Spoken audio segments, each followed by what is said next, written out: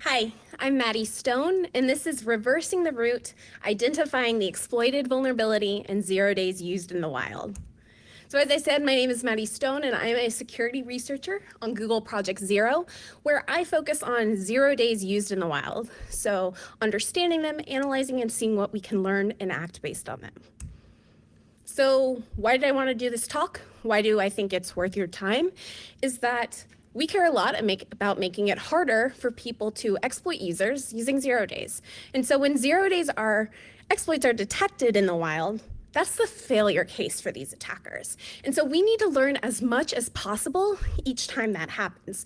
We need to learn what their vulnerability is, use those data points to help inform how we're going to respond to it, such as variant analysis and other systemic changes to kill bug classes or break exploit methods, and not work in this sort of theoretical realm, but take each of those few cases and really make sure that we're using those as the data points to inform what we do.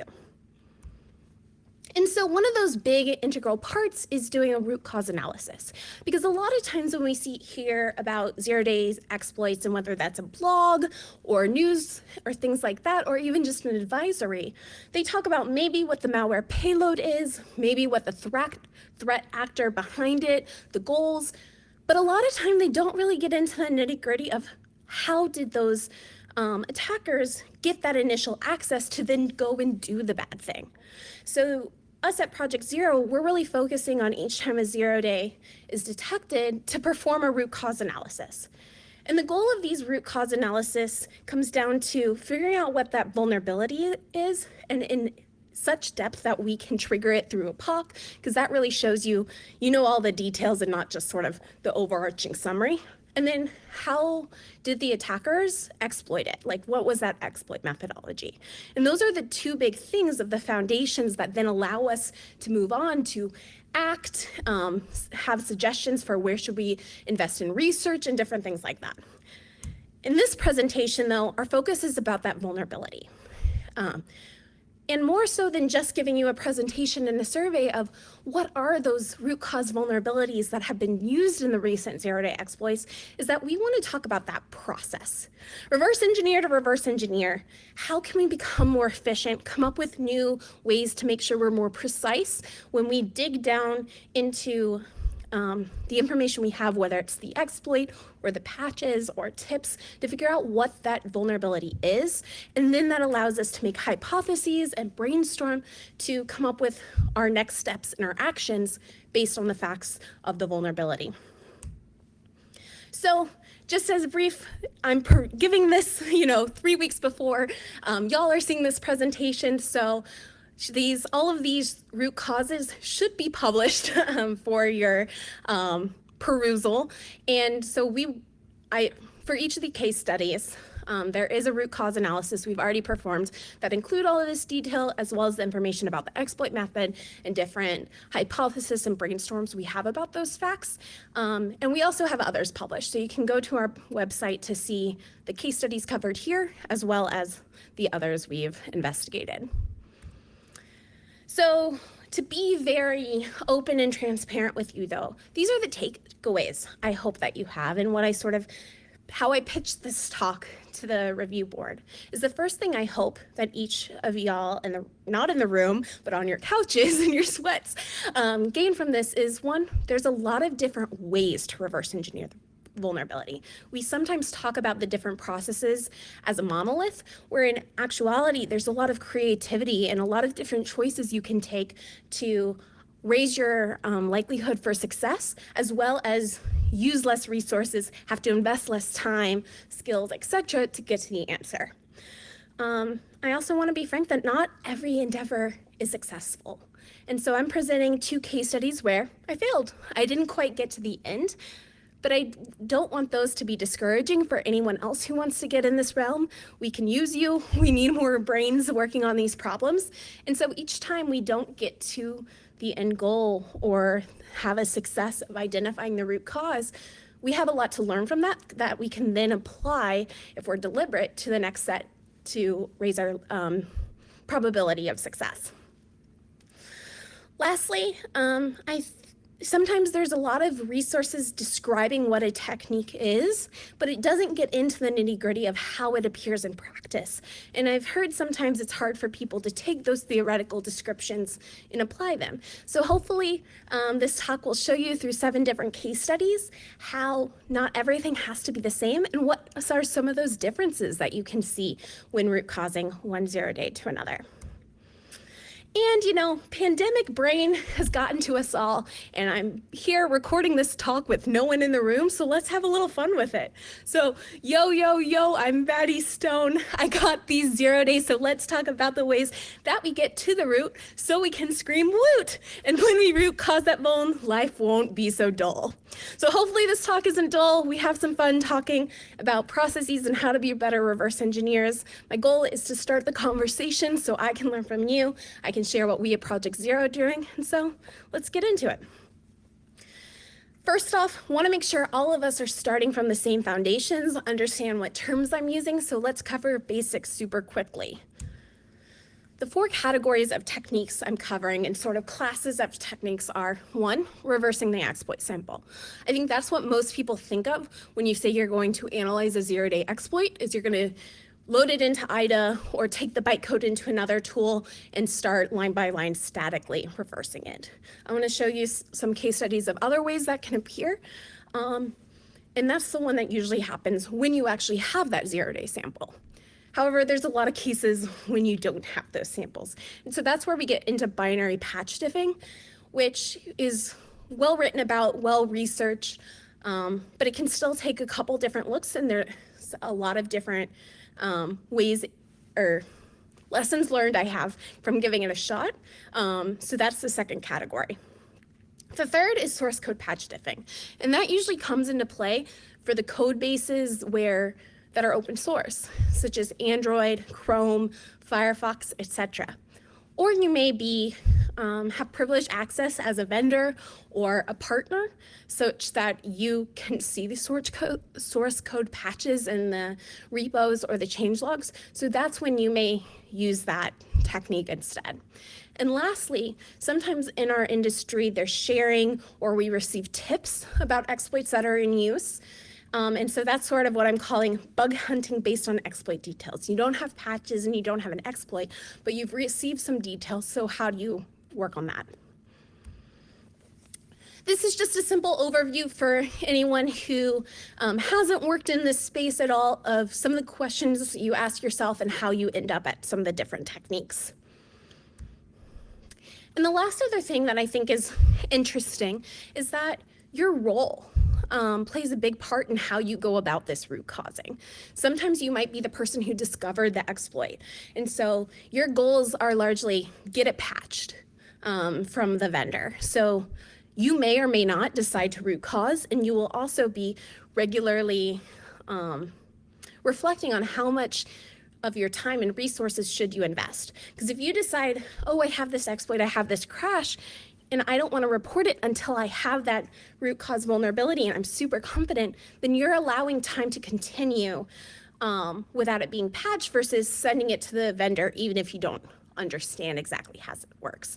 So in that case, you often have access to the exploit, but not necessarily the source code or that vendor developer expertise on whatever it's exploiting. Next, you're the vendor of you probably have the most access to details, whether that's experts who actually wrote the code that's being exploited. You have the source code. You likely have the exploit or the crash from the original discoverer because they reported it to you. And so you also can't really make that decision of, oh no, this took too long, deciding I'm not going to root cause it all the way. You're going to need to hopefully take it all the way to the end.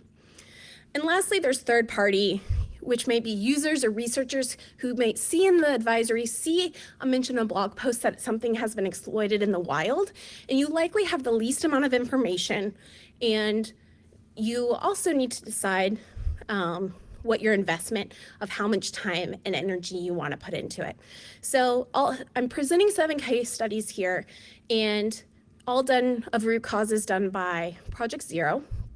And Project Zero's role has gone through each of these three at different times. Sometimes we discover it, sometimes vendors ask to partner with us for our expertise to help them figure out patches or the root cause. And most often we're the third-party researchers who are trying to dig in and to learn as much as we can without being either of the two. So now let's get into the fun stuff of the case studies. So the first category we're going to go into is two different case studies of you have the exploit on hand and you want to root cause it, but it can take two very different looks. So the first one is a series of Windows JavaScript exploits that were exploited in the wild. So it started with CVE 2019-1367, then went on to CVE 2019-1429, and finally 2020-0674. And those are all trivial variants of each other. So all three of these were originally detected by Clement of the Google Threat Analysis Group. And Clement did some of the exploit analysis while Yvonne from Project Zero did the root causing of the bug. So here are the three Microsoft security advisories. And the first one, and their description for each of them is, a remote code execution vulnerability exists in the way that the scripting engine handles objects in memory in Internet Explorer. So Yvonne's ready to dig into this, figure out what the vulnerability these exploits are exploiting are. And I think one of the important things to remember is Yvonne has studied and written tooling extensively for JavaScript. He is not new to this platform. He has published a lot of research in the area. And when he looks at this, looks at the exploit sample, he doesn't decide to try to statically reverse it. Instead, he decides to run the exploit through a simple custom test case minimizer, which I thought was a really cool idea and why I wanted to include it here. So this is the main portion of the code from the exploit. And Yvonne's test case minimizer was simple in the fact that you put in the exploit, it ensures it crashes, and each time there's a crash, it removes a line of code. If the exploit no longer causes a crash, once a line of code is removed, then that tells you that that was important for triggering the vulnerability. So the test case minimizer tells him that it's these lines of code that are responsible for triggering the vulnerability. And that's what those codes and format look like. So from that, Yvonne then annotated it for us as well as cleaned it up a little bit. So what the vulnerability was when you take those two lines is that down at the bottom, array.sort is called with a custom callback, that function f. And so we can see in the definition of function f. So the first thing it does is it creates a bunch of objects, otherwise known as JavaScript variables. And it then stores a reference to one of those objects or variables in the arguments array. And the key here is that the arguments array isn't tracked by garbage collector. So then in step 4, they delete all of the objects or the JavaScript variables and then call garbage collector so that all of those are reclaimed. And lastly, though, we still have the reference, though, to one of them in the arguments array, giving us the use after free. So that was a really cool idea, I thought, and it was super quick. But if Yvonne hadn't had all of this expertise in this bug class specifically, as well as tooling that he had already created for JavaScript, it probably would have taken him a lot longer. And so that expertise and experience already with setting up tooling for JavaScript definitely came in handy. The next case study we're going to cover is the iOS uncovered jailbreak. So we on Project Zero don't technically consider this a zero-day exploit that's used in the wild, but you still had to go through similar actions to root cause the vulnerability. And Brandon recently published a blog post on this, so I thought it was interesting. I'm going to cover some of the highlights that Brandon showed, which I thought were super interesting and thus wanting to share with y'all. So first, as one does, he took the exploit and opened it up in IDA with the intention of statically reversing. But he saw that it was heavily obfuscated, and Brandon was like, I think I can try something else. I can pivot. I don't need to commit to statically reversing yet. So instead, he decided to run it on a device. So Brandon has a lot of expertise in iOS kernel exploits. And so to him, he was like, Many memory corruption-based exploits have this critical section where the kernel state is corrupted. And so if the exploit doesn't continue and instead is stopped, then the system's unstable. So he had the idea, load the Uncover app onto the device and press stop in the middle of it. And that led him to a kernel crash. So he was right on target there. And the key here is that it was interesting, this kernel panic says there's a use after free in the calc.16 allocation zone of the kernel. So he wasn't fully trusting it quite yet, but was like, this is worth tracking down and seeing if there's anything there. So the next step was he wanted to determine if the vulnerability relies on reallocating a calc.16 allocation as if it's a use after free or something like that. So he wrote an app that continuously allocates and frees to that zone, because if it does, then it's messing up that reallocation and thus should break the exploit. And it did. As soon as the jailbreak button was pressed in the Uncover app, while the app that does the reallocating was running in the background, there was a kernel panic. But this didn't happen when Brandon changed his custom app to calc.32. So that's telling him then, yep, you're right on target. This exploit relies on a reallocation to the calc.16 area. So next, he analyzed the stack traces from those use after free caches, and he's symbolicated it, which I didn't know was a word, but I love it now that I do. And so once he symbolicated it, it looks super interesting. Brandon had recently completed a study of iOS exploits, and he, the LIO_list.io syscall immediately caught his attention, because from that survey, he looked into Lightspeed, and Lightspeed-based exploits were dependent on the vulnerable syscall of this LIO_list.io. So then he started to dig into how does this exploit run compared to the original Lightspeed exploit. They weren't exactly the same, but he went ahead and used Checkbrain and Pungo OS to patch that syscall in the kernel cache. And that was then how he was able to determine that the exploit methodology had changed, but Apple had actually reintroduced the original Lightspeed bug into the back into iOS. And so that's how he root caused the vulnerability. So a few takeaways is with the exploit sample, Brandon did this, identified the vulnerability within 4 hours and a POC or proof of concept within 10.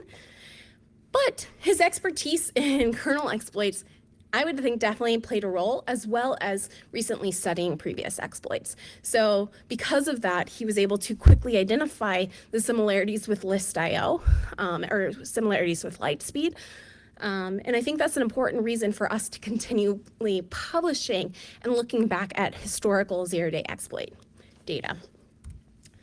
I think it's also important to highlight he didn't pause or see any reason not to pivot and switch to dynamic reversing when he saw the exploit was obfuscated, and thus static reversing might not be as reliable or as quick. And then one other line that was in his blog post that I thought was super interesting and wanted to call out, even though it didn't work in this case, is Brandon used his knowledge that iOS exploits often use mock ports for their exploitation. And so he wrote an app that was churning the IPC port zone. And when the Uncover exploit still worked, while that app that was churning IPC ports was running, it suggested that the exploit used a different exploitation method that didn't rely on heap grooming of the mock port allocations. So I thought that was a super interesting, if you're looking on iOS, a good way that he used his knowledge to then try and apply to figure out what a root cause was. So that was what you do when you reverse the exploit and you have the exploit sample on hand. Now let's get into binary patch diffing. So these talks were cut down from once Black Hat went remote. So this is going to be a super quick section.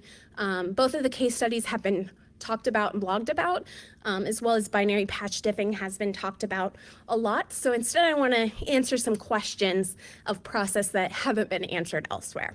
So the first case study is the WhatsApp vuln from last summer that was allegedly used by NSO, and Facebook's advisory for it said, It's a buffer overflow vulnerability in the WhatsApp VoIP stack, which allowed RCE via a series of RTCP packets.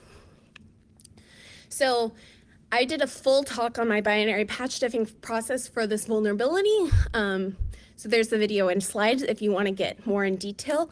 But from that, I had some more questions of how did you decide what to binary patch diff? So to take a step back and cover that is when you have a mobile app, you need to make the decision, is it iOS or Android? That's going to largely come from your expertise. I used to be on the Android security team, much more expertise in Android, so I went down that route. If you have expertise in neither iOS or Android, I'd guess that Android is probably the easier place to start with open tooling and things like that. Next, the question is, there's a lot of files in Android APKs. Where do you start your diffing? And first, is it going to be the Dalvik bytecode or native code? So Dalvik bytecode is the compiled Java or Kotlin from an Android app, where native code are libraries that are compiled C or C++.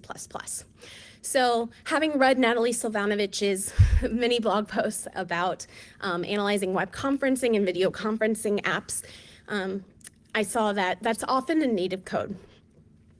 So that narrowed it down to just native libraries. However, WhatsApp had 16 of them for each of the different architectures it supported. So the next step is figuring out which of these do you use. And thankfully, I turned my chair around, asked Natalie, and she said, oh, if it's doing RTCP, that's usually a string in whichever ELF is doing that behavior. And libwhatsapp.so was the only one that had that string. And so that is how I got to that point, which is described in the other conference presentation of how I started and how I made the decision of what to do binary patch diffing on for that vulnerability. So I statically reverse engineered it then to understand the patch, and then used dynamic tooling, a tool called Frida for dynamic instrumentation, to understand how the patch function could be triggered. And as I said, to hear more about all of that, go ahead and check out the other presentation. The other attempt, and my first failure case of attempting to root cause analysis of vulnerability, was a Windows Win32k vuln that was disclosed last December. It was detected by Anton Ivanov and Alexei Kulayev of Kaspersky Lab. And the Microsoft Security Advisory said that it's an elevation of privilege vulnerability that exists in Microsoft when the Win32k component fails to properly handle objects in memory. So I'd taken on this role at Project Zero, wanting to study more 0 days that are exploited in the wild, but I had no Windows experience. And that seemed like a gap that I wanted to address. So I figured, hey, this is as good a time as ever to jump in and start looking at Windows for the first time. So I attempted to begin binary patch diffing this bug. I thought I found it, wrote up a root cause on it, wrote a POC to show how it's triggered, finished a full blog post on it 24 hours before the blog post was set to be published. We sent it to Microsoft, as we do for vendors, just to give a heads up 24 hours beforehand, and they came back and said, nice work, but this is the wrong vulnerability. So I think this is one of the weaknesses or struggles of binary patch diffing, is you're looking at a monolith of, it can include lots and lots of different vulnerabilities within that file. And it came down to, I made a wrong assumption as I was getting ready to patch diff of, I had updated this Windows 7 VM, and once I got to September, the only other option Windows Update gave me was to update to December, when the vulnerability was patched. And despite all my maneuvering in the Windows Update GUI, I couldn't get it to offer me an October or November patch. So I falsely or incorrectly assumed maybe they just weren't those. It's an old piece of software, maybe they don't do monthly. So I patch diffed September to December, and it just so happened there ended up to be a vulnerability that matched all the details I knew about the exploit, but it was actually patched in October and thus not the correct vulnerability. So to hear more about that full process I did of getting up to speed on patch diffing on Windows, as well as what happened and what went wrong, feel free to check out the blog post. But I also think this is a great case because Piotr Florczyk got it right. And so he also documented his process and showed how he got to the correct end result. So some conclusions on binary patch diffing as a whole. It's generally the most time-consuming of all the methods, but it's also one of the most documented, and there's a lot of tooling that's gone into it and research gone into it. So that's cool and interesting. This is one that usually only needs to be done if you're playing the role of third parties, not as much vendors or detectors. But I do think it has the highest likelihood of getting it wrong and sometimes not even realizing you got it wrong. Like in my case where I ended up reversing the wrong vulnerability. And so I think that's something to keep in mind of what's your goals and constantly evaluating against the amount of investment and resources it takes. So the next category is source code patch diffing. So this will happen, as I said, much more often when you're looking at vulnerabilities or exploits targeting open source software. So in this case, this is Firefox. It was actually disclosed in January of 2020, not even though it has a 2019 CVE. And it was detected by Chihu. Samuel Gross from our team analyzed it. The Mozilla Bug Security Report is now public and de-restricted, but when Samuel completed his process, it was not. So he's going through the process of of looking at the patch CL and only having the information that was in the Mozilla Security Advisory, where they said it's an incorrect alias information in IonMonkey JIT compiler for setting array elements that could lead to a type confusion. So 2 files were changed in this patch. The first one being aliasanalysis.cpp. And so what we see in this file is that there's this giant switch case statement, and they're moving the store element hole and the fallible store element operations from one section of the case to another. Okay, so we're looking at store element hole and fallible store element. The other change is much more informative. So it's in mir.h, which is intermediate representation. I think the MI might have gotten wrong. But you get the gist. And so we see that they're actually only doing deletions. And so the vulnerability is within the alias information. And this alias information describes any side effects a JIT operation can have. So in this case, they're changing the store element hole and fallible store element operations. And what they're doing is that originally the code said that store element hole and fallible store element, the side effects they can have is they can only influence the object fields and the element fields. But this was incorrect because they could actually influence anything. And so by deleting this, they're now telling the JIT compiler, hey, store element hole and fallible store element need to be more generalized. So if you execute one of these, assume anything can be changed. And looking at this, Samuel was like, immediately, this is an incorrect side effect modeling issue in the JIT engine. Samuel, also an expert in this bug class specifically, as well as JIT engine exploitation. So from there, he had the bug class within, a couple minutes of opening the patch, but it still took him 2 days to figure out the POC. So the process he went through is from looking at that patch, he was like, this likely causes unexpected execution of arbitrary JavaScript. Maybe that's indexed accessors in the prototype chain. No, the JIT compiler guards against that. But the thing is they will happily accept negative numbers as the index. And so when they accept that negative number as the index, it allows writing a property and not an element. And these are arrays, so you're writing the array property instead of an array element. And so if there's a property setter on the property -1, that will pass the JIT's requirements about what input objects are allowed. But it's also going to cause unexpected execution of JavaScript during those 2 operations. So that's the root cause vulnerability. And so from that, I thought it was interesting in this case how Samuel was like, it was immediately obvious to me what that bug class was. But to get down to fully understand the vulnerability such that you can write a trigger or a POC for it, it took much more time. And so that keeps us thinking of, would someone with minimal or no experience have been able to figure it out as well? I think that experience probably was pretty critical. The second case study here is another Firefox bug, because I thought it would be interesting to do a tale of two Firefoxes and compare them.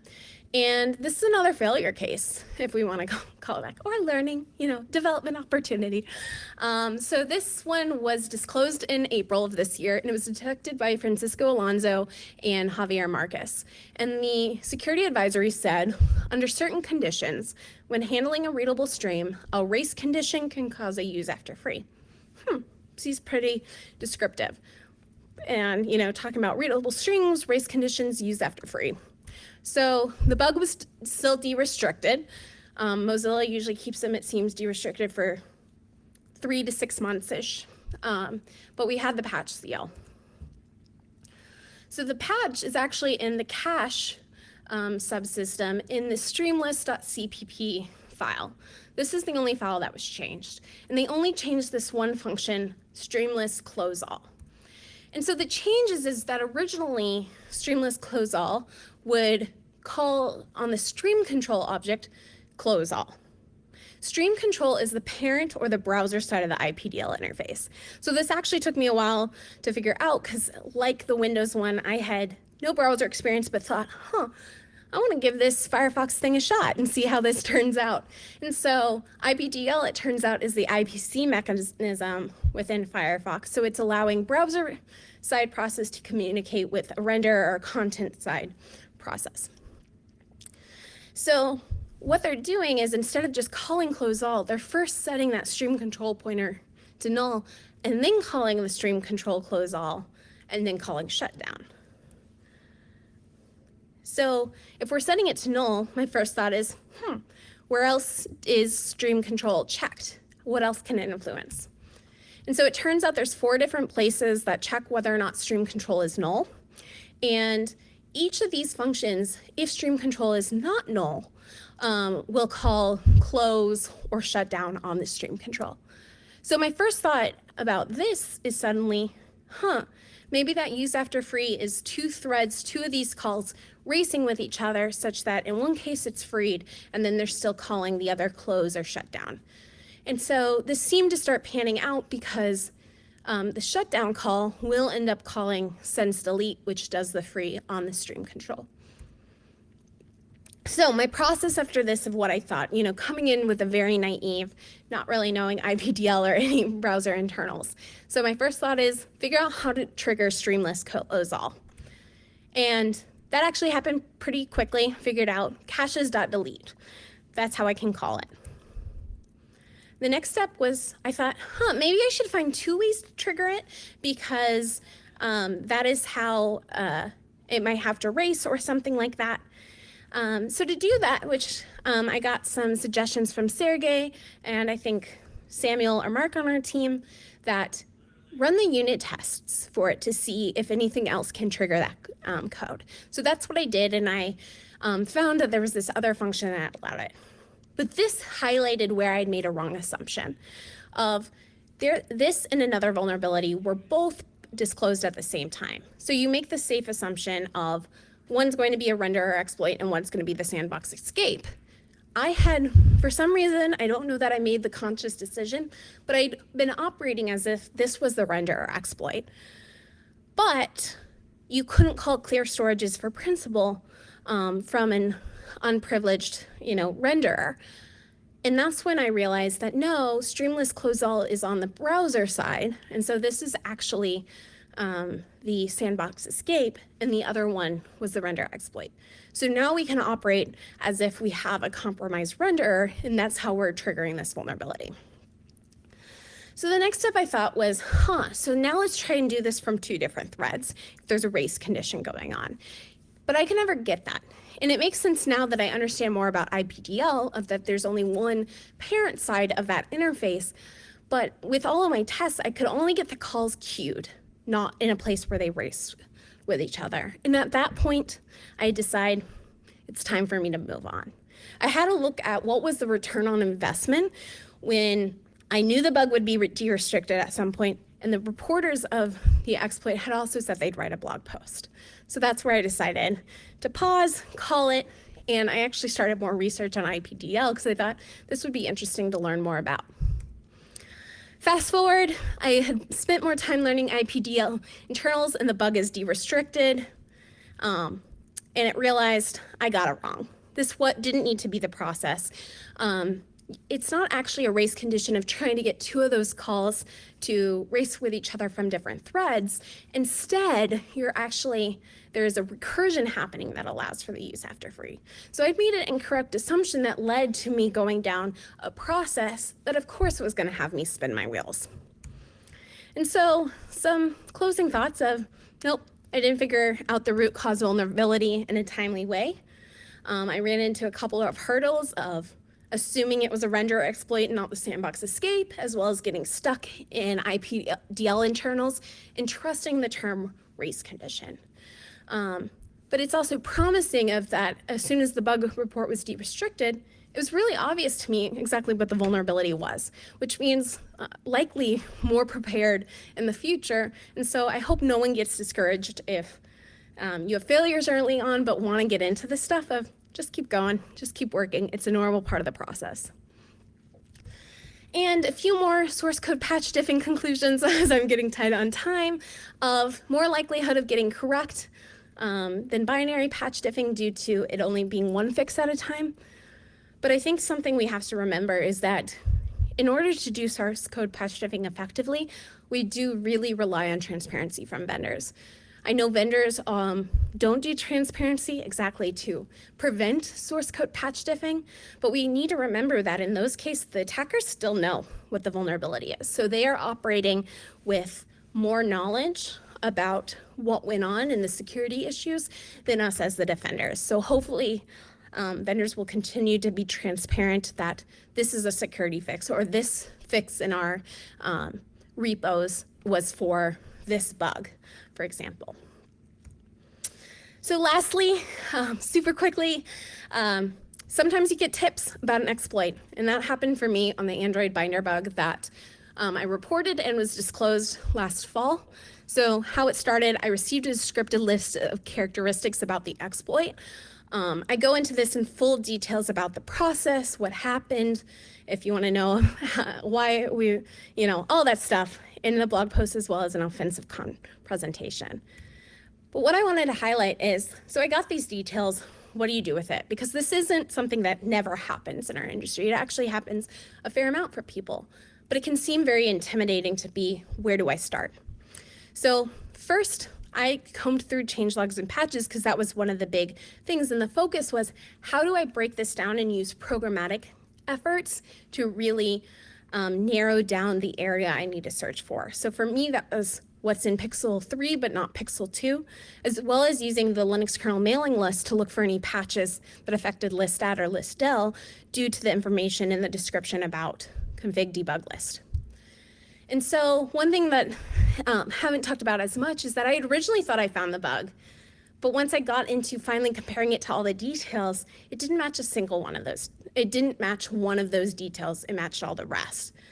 And the other thing is, sure, maybe things had changed since the detail list had come out, but it also seemed very complex to exploit when you could likely find an easier bug to exploit. And so it just didn't feel right.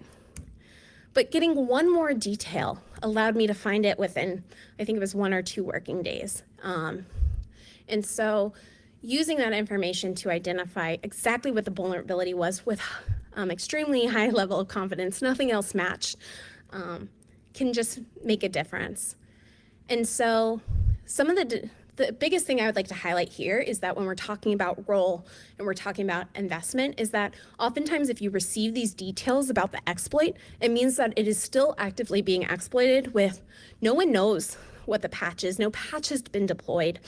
And so there is a much bigger return on that investment of really going in, because otherwise it's going to continue to be exploited without being fixed. So I hope we all try and do that, as well as continue to build tooling that allows some of those details to be searchable programmatically rather than having to be manual. Whew, that was a whirlwind, but my conclusion for you is that one, I think there's a lot of innovation happening in this process that we can share with each other, even though we tend to talk about it as reverse engineering as a monolith. But I thought it was really cool, you know, the test case minimizer, forcing crash while running, etc. So I hope we all continue to share the different techniques we use with each other. And I would also say something that's been a struggle for me is making sure I challenge any assumptions that come from descriptions, whether that's people's blog posts or an advisory, is not taking that as, you know, sort of the word, but really thinking about, because a lot of the terms of art we use can mean slightly different things to different people. But lastly, the biggest guarantor for success is in in-depth knowledge of the target and exploit depth. And that's not shocking to any of us, especially when you consider how many people report bugs or exploits without doing that root cause vulnerability analysis. They just send it to a vendor with a crash or a sample, because it is hard and it's not a specific technique is going to fix that. But the cool thing is we can all grow experience. We can work on growing our red team exploit dev knowledge. We can work on really digging into a single platform. So we can all do this and continue to contribute to that root causing. And with that, thank you. I hope you enjoyed this from your couch and your sweats. And as I said, there's lots of resources available, as well as the detailed root cause analysis for each of these 0 days, as well as others on the Project Zero website. So thank you. Hello, thank you all for coming. I've been told that I did a very long talk, so we don't really have any time for questions, but I appreciate y'all tuning in. Feel free to contact me on Twitter, or my email is maddystone@google if you want to talk more about this, as well as I'll get the slides up and lots of resources, and I'll stay on chat for a little bit longer. So thanks again.